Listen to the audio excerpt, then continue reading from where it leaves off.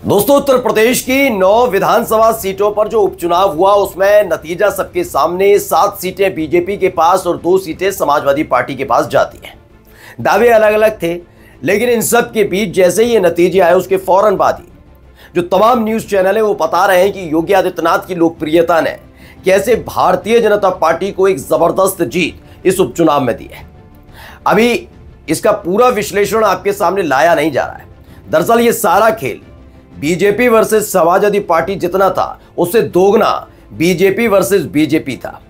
आपको मैंने पहले भी बताया था कि किस तरीके से जब योगी आदित्यनाथ वर्सेस मोदी शाह हुआ था तब एक आखिरी मीटिंग हुई थी और आखिरी मीटिंग में तय किया गया था कि जिन 10 सीटों पर, बिल्कीपुर पर चुनाव नहीं हुआ सीट पर, लेकिन जिन 10 सीटों पर चुनाव होगा उसके फैसले तय करेंगे कि उत्तर प्रदेश में नेतृत्व परिवर्तन होगा या नहीं होगा। लेकिन अब भी मैं पूरी जिम्मेदारी के साथ कह रहा हूं कि केशव प्रसाद मौर्य और योगी आदित्यनाथ के बीच जो तलखी देखी जा रही थी उसमें योगी आदित्यनाथ का पलड़ा हल्का पड़ गया है, जबकि केशव प्रसाद मौर्य भारी पड़ते हुए नजर आए। जैसे ये नतीजे आए उसके बाद भारतीय जनता पार्टी में बैठकों का दौर चल रहा है। अजब सी बेचैनी है कि कहीं ऐसा ना हो नेतृत्व परिवर्तन हो जाए। आप कहेंगे 7 सीटें जीतने के बाद भी नेतृत्व परिवर्तन, तो वही खबर मैं आपको दिखाने जा रहा हूं अपनी इस वीडियो में। नमस्कार, मैं हूं प्रज्वल गौतम और आप देख रहे हैं खबर चौक। ये बात अब थमी नहीं है अभी, क्योंकि जिन 9 सीटों पर विधानसभा चुनाव हुआ उन पूरी 9 सीटों की जिम्मेदारी किसी और पर नहीं बल्कि योगी आदित्यनाथ पर थी। बिल्कुल ठीक सुन रहे हैं, सारी की सारी सीटों की जिम्मेदारी योगी आदित्यनाथ पर दी गई थी। अब आप कहेंगे जब 9 में से 7 जीत ली तो योगी आदित्यनाथ का प्रदर्शन तो अच्छा हुआ। नहीं, दरअसल इन 9 सीटों में से जब जिम्मेदारी दी गई और जब आकलन किया गया, प्रशासनिक अधिकारियों से मंगाया गया डेटा कि हालात क्या है, तो पता चला कि इन सीटों में हार ज्यादा नजर आ रही है बीजेपी।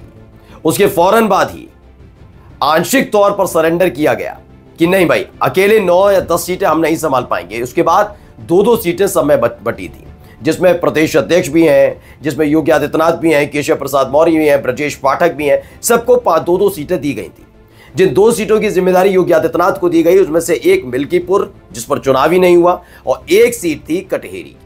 अब आप सोचिए, एक सीट पर 100% योगी आदित्यनाथ ने दिया, तो वही 2 सीटें जो केशव प्रसाद मौर्य को मिली थी, मजवा की और फूलपुर की, उन पर दोनों पर 100% का स्ट्राइक रेट दिया है।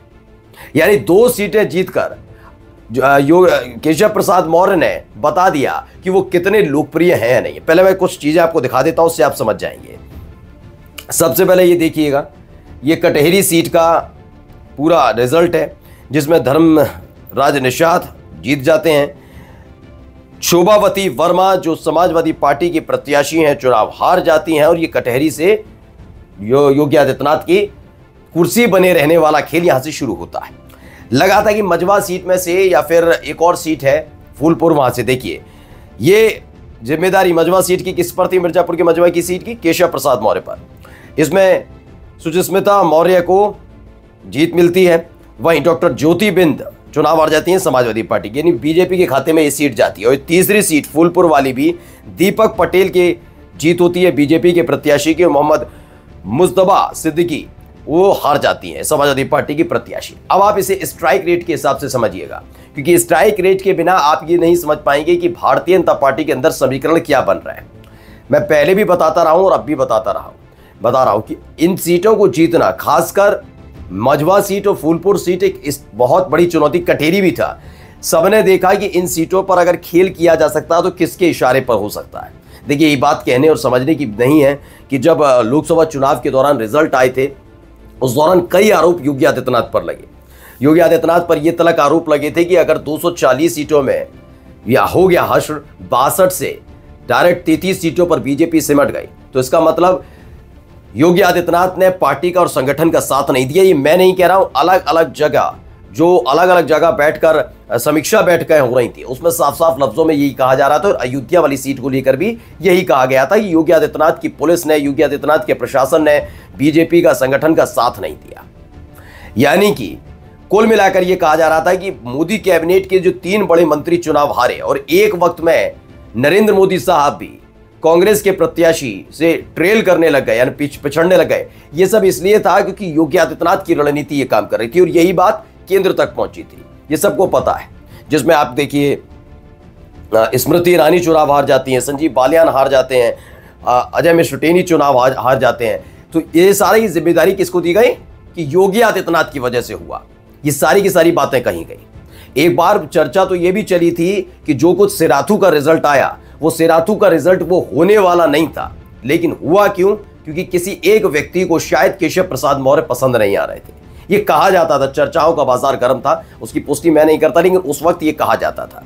यानी कुल मिलाकर आप देखिए कि योगी आदित्यनाथ के हाथ में पूरी पावर है, वो कौन सी सीट जिता सकें कौन सी नहीं, ये होता है। ये एक राज्य की बात नहीं, अलग अलग राज्यों में देखिए जब आप उपचुनाव का जिक्र करते हैं तो उपचुनाव में खास तौर पर सरकार बहुत ज्यादा प्रबल तरीके से चुनाव जीतने की दावेदार होती है। लेकिन इसमें भी यह देखा जाता है कि सरकार में भी किस किस को क्या जिम्मेदारी मिली है बिना सरकारी सपोर्ट के। क्योंकि योगी आदित्यनाथ की तो कुर्सी ही दांव पर लगी हुई थी कटेरी सीट को लेकर, वो सीट तो जीतनी ही जीतनी थी। लेकिन मजवा, मिर्जापुर की मजवा सीट और दूसरी फूलपुर सीट, ये अपने दम पर केशव प्रसाद मौर्य ने जीता है। और इसी के बाद चर्चाओं का बाजार गर्म है कि जब 100% का strike rate Yogi Adityanath कटेरी seat के जरिए दिखाएंगे तो 200% का स्ट्राइक रेट खुद केशव प्रसाद मौर्य भी दिखा सकते हैं।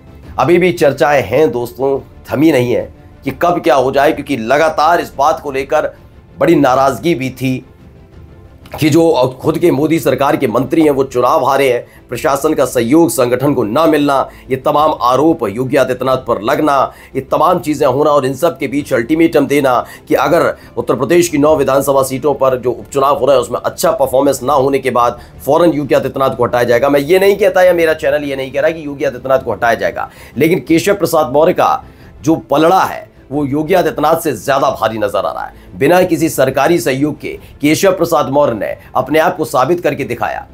अब ये माना भी जा रहा है कि जो गुटबंदी गुटबाजी पहले हो रही थी उसे थामना होगा और उसके बाद हो सकता है एक बड़ी बैठक दिल्ली में आयोजित करनी पड़े, वैसे ही जैसे तकरीबन 1.5 महीने पहले हुई थी। इसमें फिर से मोदी शाह को ना पड़ जाए कहीं आरएसएस के तमाम पदाधिकारियों को जिन्होंने उस वक्त उपचुनाव तक योगी आदित्यनाथ को राहत दी थी। और यह भी संभव है कि अपने स्ट्राइक रेट के दम पर केशव प्रसाद मौर्य उत्तर प्रदेश के सिंहासन पर यानी सत्तासीन होने से बच नहीं सकते। यानी हो सकता है कि आने वाले वक्त में उनको ये जिम्मेदारी दी जाए।